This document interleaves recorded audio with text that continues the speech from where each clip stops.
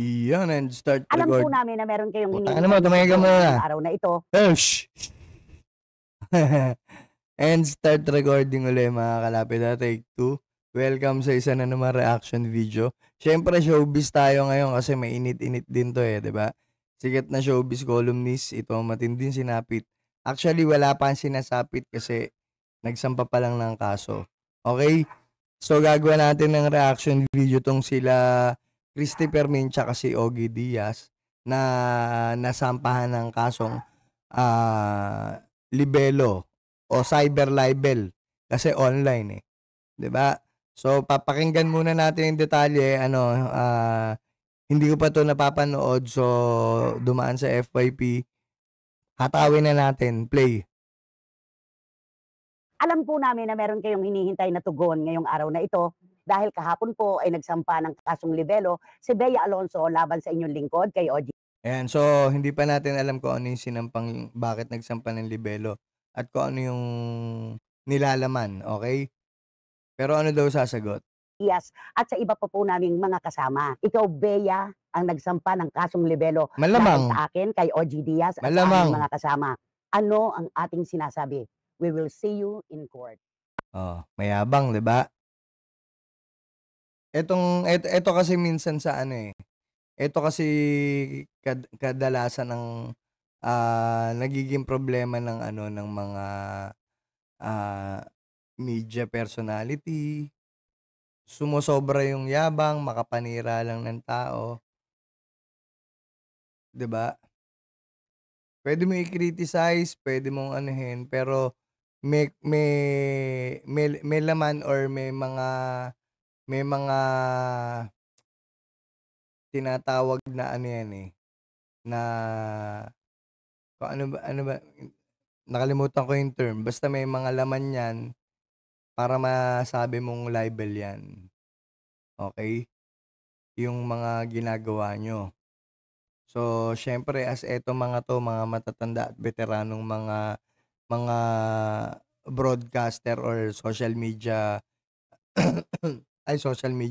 mga media personalities eh matatagal na to sa mga ganyan larangan eh feeling nila eh sobrang alam na nila lahat at untouchable na sila, 'di ba? Okay, try natin. Pumalag si Bea Alonso. Pakinggan natin yung sasabihin ng report na to.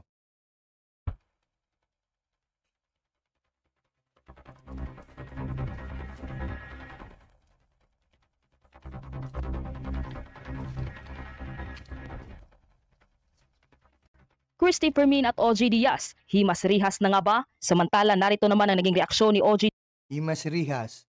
Hindi pa po, kasasampa pa nga lang eh. Hindi naman porket sampa ng kaso, Himas Rihas. Rehas po, Rehas. Himas Rehas ka agad. Hindi naman ganun. Okay, tuloy. sa isinampang reklamo sa kanya ni Bea Alonso. Narito ang buong detalye. Ngunit bago tayo magpatuloy, huwag kalimutang i-like, share, subscribe, and click the notification bell for more updates and for more upcoming videos. Maraming salamat! Naghain ng tatlong magkakahiwalay na reklamong online libel ang kapuso actress na si Bea Alonso sa Quezon City Prosecutor's Office. Inireklamo ng actress ang mga showbiz columnists na sina OJ Diaz at Christopher Min, pati na ang kani-kanilang mga co-host sa kanilang mga online show at isang netizens na nagpanggap umano na malapit sa kanya. Malupit yun, no? Isang netizens. Isa pero netizens. Mapagpuna lang po. Pasensya, tuloy. Complaint affidavit ng aktres nakasaad na biktima siya ng mga mali, mapanira at malisyosong impormasyon na ikinalat aniya ng tatlo. Kabilang dito ang anilay di tamang pagbabayad ng buwis ng aktres. Industry for more than 20 years. And Yung pagbabayad ba ng buwis, kailangan nakabantay si Christopher Min tsaka si Ogie Diaz? At saka paano nila nalamang hindi tama? Ang ina, di ba yung mga ganon? Tuloy. yes, she was greatly devastated. She was affected by all these defamatory statements thrown against her.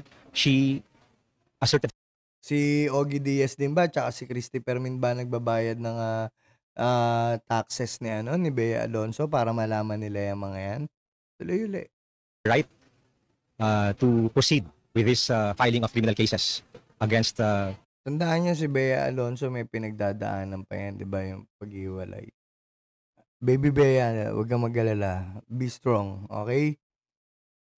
individual is responsible for making all these damaging statements against her. Samantalang nagbigay na ng kanyang reaksyon ng showbiz columnist at talent manager na si OG Diaz hinggil sa mga nagtatanong sa kanya tungkol sa cyber libel na inihain laban sa kanya ng kapuso actress na si Bea Alonzo. Kaugnay nito, humingi muna siya ng pasensya si OG Diaz sa mga reporter na tumawag umano sa kanya para hingi ng kanyang panig. Pasensya na sa lahat ng reporters na tumawag para maging balanse lang ang kanilang report. Naiintindihan ko kayo kung inangarag kayo ng news desk o editors nyo. Makakarating din naman sa amin yan para sagutin sa takdang panahon. Pero ito ayoko nang magpaka-plastic. Tulad ng lagi naming hinihirit sa OG Diaz Showbiz Update, sila pa rin ang gusto naming magkatuluyan sa ending. Sa kabilang banda, narito naman ang naging reaksyon at matinding banat ni Christy Fermin laban sa kampo ni Bea Alam Alonzo. po namin na meron kayong hinihintay na tugon ngayong araw na ito dahil kahapon po ay nagsampa ng kasong libelo. Balikan Showbiz nga natin Update. yun. Pero ito ayoko nang magpaka-plastic. Tulad ng lagi naming hinihirit sa OG Diaz Showbiz Update, sila pa rin ang gusto naming magkatuluyan sa Sila pa rin ang gusto namin magkatuluyan sa ending. Ba't pa ito yung mga yan pinapakailaman nyo yung personal na buhay? No? Take na yan si Bea. Yeah. Bea. Yeah. Take na yan, ha? ending. Sa kabilang banda, narito naman ang naging reaksyon at matinding banat ni Christy Fermin laban sa kampo ni Bea Alam Alonzo. po namin na meron kayong hinihintay na tugon ngayong araw na ito dahil kahapon po ay nagsampa ng kasong libelo si Bea Alonzo laban sa inyong lingkod kay OG Diaz at sa iba pa po naming mga kasama. Wala pa po akong detalyadong maibibigay sa inyo dahil wala pa po kaming hawak na impormasyon. Hindi pa po namin alam kung ano-ano ba ang nilalaban ng kanyang sinumpaang salaysay kung bakit siya nagdemanda ng kasong libelo. Ito po ay karapatan ng kahit sino. Sino man po ay maaaring magsampa ng anumang kaso laban Yes. kanino man. Lalo na po sa aming trabaho bilang mga mamamahayag, ang libelo po o cyber libel o cyberbullying na tinatawag nila ay kakambal ng aming profesyon. Ito po ay parang Walang sinabing cyberbullying. Cyber libel lang tsaka libel. Okay? at ngipin magkasama, hindi po maaaring paghiwalayin. Pero napakalayo pa po ng tatakbuhin ngipin magkasama. Nila ay kakambal ng aming profesyon. Hindi kakambal ang profesyon nyo ang manira. Huwag mo i-justify, Christy Fermin, na kakambal ng profesyon nyo ang manira ng tao. 'Di ba? Paano mo nasabing kakambal ng profesyon nyo kung balanse na pamamahayag maninira kayo ng tao? Paano naging kakambal yon? Ako po nag-mascom ako kaya alam ko yan. Ha? Major in journalism. So, alam ko yan. Patas na pamamahayag. Hindi kasama dyan yung pagiging mapanira sa kapwa. So, hindi na balanse. Diba, Christy? So, hindi kakambal yan, ha, Christy? Ito po ay parang dila at ngipin magkasama, hindi po maaaring paghiwalayin. Pero Yung ngipin, kumpustiso, tanggalin mo sa bibig mo para maihiwalay mo. napakalayo pa po ng tatakbuhin nitong kasong ito. Magpapalitan pa po kami ng aming mga sinumpaang salaysay para ang prosecution na po ang magdidesisyon. Kaya chill pa siya kasi malayo pa yan. Oo, kasi nag-file si Bea, matatanggap yung reklamo ngayon nito nila Christy Fermin. After matanggap nila Christy Fermin, magka-counter yan. Tapos pag nabasa nila Bea, magka-counter uli yan. Tapos kung sakaling ayaw ng mag-counter nila Christy, magkakaroon ng tinatawag na rejoinder. Okay? So, titignan na ng prosecutor yan kung papasok na at iaakit na sa husgado. Okay? Ganun na mangyayari dyan. Kaya siguro medyo matagal-tagal pa rin, di ba? Pero, depende. Kasi mga sikat na personalidad din to, kaya medyo baka mapabilis din to tuloy. Kung sino ba ang nasa tama at sino naman ang nasa palig ng mali. Hindi po natin ito mapupwersa, hindi po para sa atin ang maghusga kung sino sa panig namin ni Bea Alonzo ang nagkasala. Nasa husgado na po yan. Okay, so wala naman ng husga kasi hindi pa nga natin alam kung ano nilalaman. Nabalita lang, sinabi lang yung BIR, 'di ba? Yung taxes. So kaya tayo nakakapag-comment tungkol sa taxes kasi yun yung lumabas na balita Pero disclaimer, hindi din naman 100% sure na yun yung nakalagay hangga't hindi lumalabas yung sinasabing kung ano i-re-react nila Christy Permin dun sa kasong matatanggap nila. Pwede nilang sabihin yan, pwede nila i-disclose yan, pwedeng hindi. Okay, bakit? Kasi pagka dinisclose nila yan, pwedeng mapahiya sila or something. So nasa kanila na yan kung i-disclose nila yan or itatago na lang nila yung kaso sa sarili nila at ilalaban na lang nila sa korte. Okay, so nag-disclaimer tayo. Tuloy. Hindi po para sa atin. Hindi lamang po namin matatanggap ni OG Diaz yung kanyang kampo sa pagsasabi na ang amin daw pong vlogs ay ginagawa para lamang magkaroon ng mataas na views at pagkakitaan si Bea Alonso. Malamang.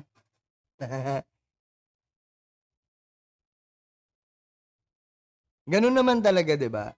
Kaya ka nga nasa social media para magkaroon ka ng views. Paano mo hindi matatanggap 'yun? Kung kinontent mo si Bea Alonso, kasi alam mong mainit si Bea Alonso. So alam mo magkaka-views ka. Ano ba tayo? Naglolokohan tayo sa social media? Nagpapaka-hipokrito tayo, magpakatotoo tayo.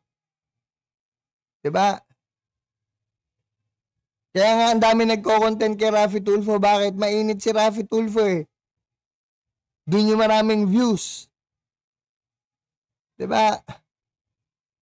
Pero tinignan ko sa YouTube kagabi, hindi pala sa ano ko sa ang tawag dito sa analytics ko, hindi pala si Raffy Tulfo yung nagpapataas ng views ko, ibang content, okay?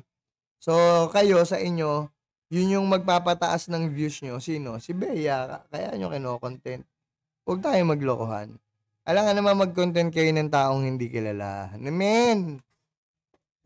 Ang programa po ni OG Diaz, ang kanyang vlog at ang Showbiz Now na maging ito pong Christy Per Minute ay dinisenyo hindi lamang po para kay Bea Alonso.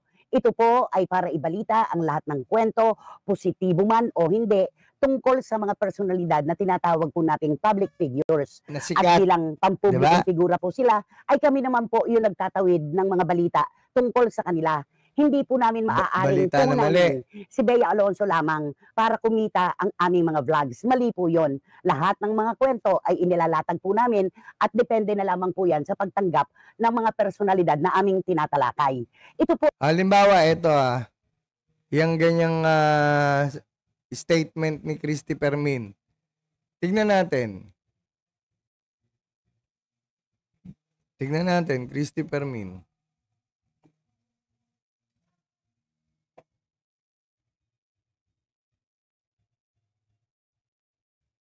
Christy per minute.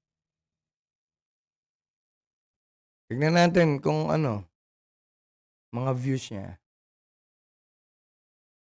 Okay. Alis ka muna dyan, Ogie. Oh. May 3, 20,000 views. Okay. 26 view nag-react kay Bea Alonso.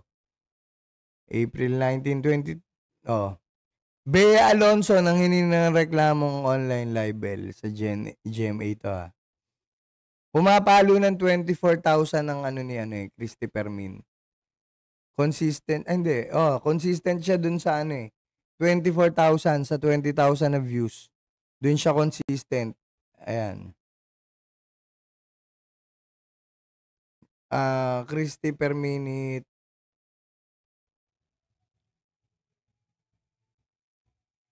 Bea Alonso.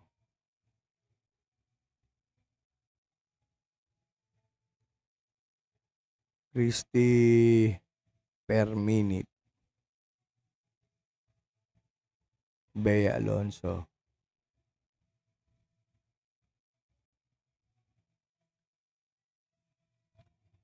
Nagsalita na.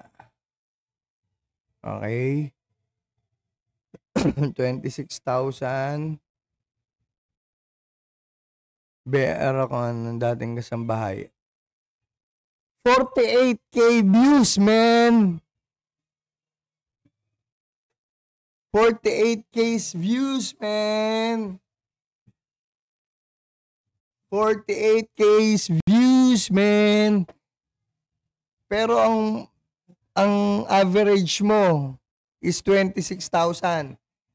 Pakinggan natin sinabi. At kung Tangina. sigura po sila, ay kami naman po yung nagtatawid ng mga balita sa kanyang vlog at ang Showbiz Now na maging ito pong Christy per minute ay dinisenyo hindi lamang po para kay Bea Alonso. Oh. Ito po ay para ibalita ang lahat ng kwento, positibo man o hindi, tungkol sa mga personalidad na tinatawag po nating public figures. At bilang pampublikong figura po sila, ay kami naman po yung nagtatawid ng mga balita tungkol sa kanila. Hindi po namin maaaring puhunanin si Bea Alonso lamang para kumita ang aming mga vlogs. Hindi po yun.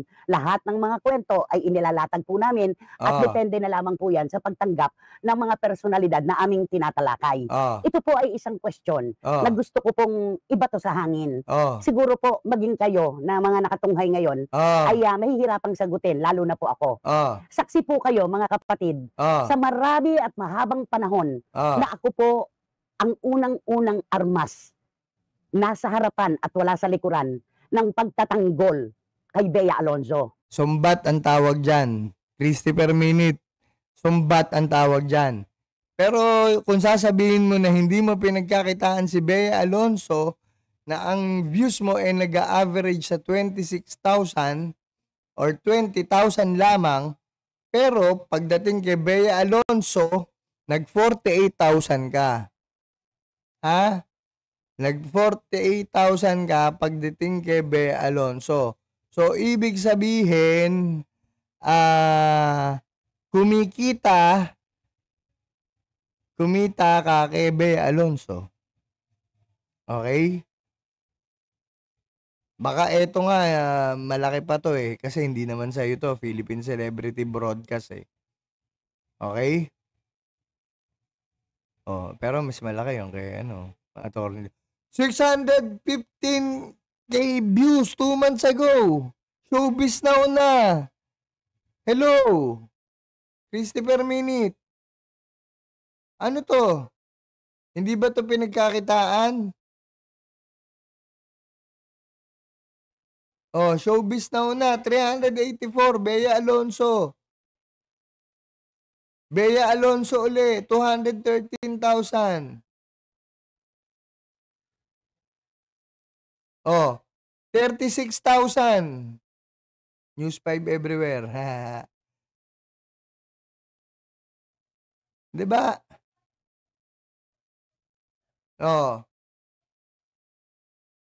Showbiz Now na. Tignan natin kung ano yung mga nila. Hindi raw po magkakaroon. Tignan natin yung mga videos. 108, 119, 156. Pero pagdating kay Bea, 300, 200. Paano naman sasabing hindi nyo napagkakitaan si Bea Alonso? Ito nga, Itbulaga, 169 lang, 159, Willie Revillame ha. Pero pagdating kay Bea Alonso, ito, Rapi Tulfo po.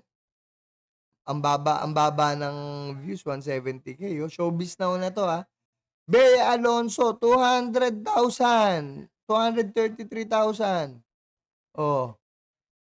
Bea Alonso, 249,000. Anong hindi views? 384,000. Bea na booking ng mami, pinagalitan. 230,000. Bea Alonso ulit. Dinaig si Kim Chu,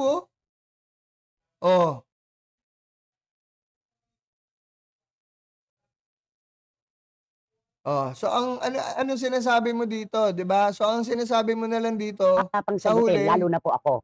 Saksi po kayo mga kapatid sa marami at mahabang panahon na ako po ang unang-unang armas nasa harapan at wala sa likuran ng pagtatanggol kay Bea Alonso.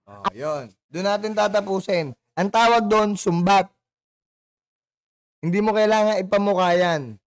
'Di ba? Kasi may ginawa ka rin naman na hindi maganda kaya nagdemanda. Hindi naman siguro tanga si Bea Alonso na magdidemanda ng basta na lang kung hindi siya naapektuhan. Okay? Yung sasabihin mong hindi nyo siya pinagkakitaan, pinakita natin yung channel ni Christy per minute at saka nung Showbiz Now na Pagdating kay Bea Alonso, ang tataas ng views.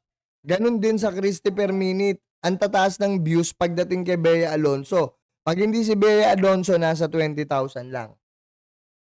So, wag mo sasabihin hindi nyo hinahabol yung views. Wag tayo magpaka-ipokrito dahil lahat tayo, hinahabol naman natin talaga dito views. Diba? Kahit ako, gusto ko views eh. Wala lang talagang views. Mapukin ng ina nyo, manood din kayo. Para may views. Okay? So, yun lang mga kalapid na 20 minutes inabot tayo dito kay Christy Permi, nakakabuisit. Bea, bebeya. Easy ka lang ha. Kaya mo yan, laban na yan. So, yun lamang mga kalapid ha. Don't forget to subscribe. Tsaka, syempre, like nyo. Like nyo, kailangan natin bumalik sa YouTube uli. Okay? May hinahabol tayo and stop recording.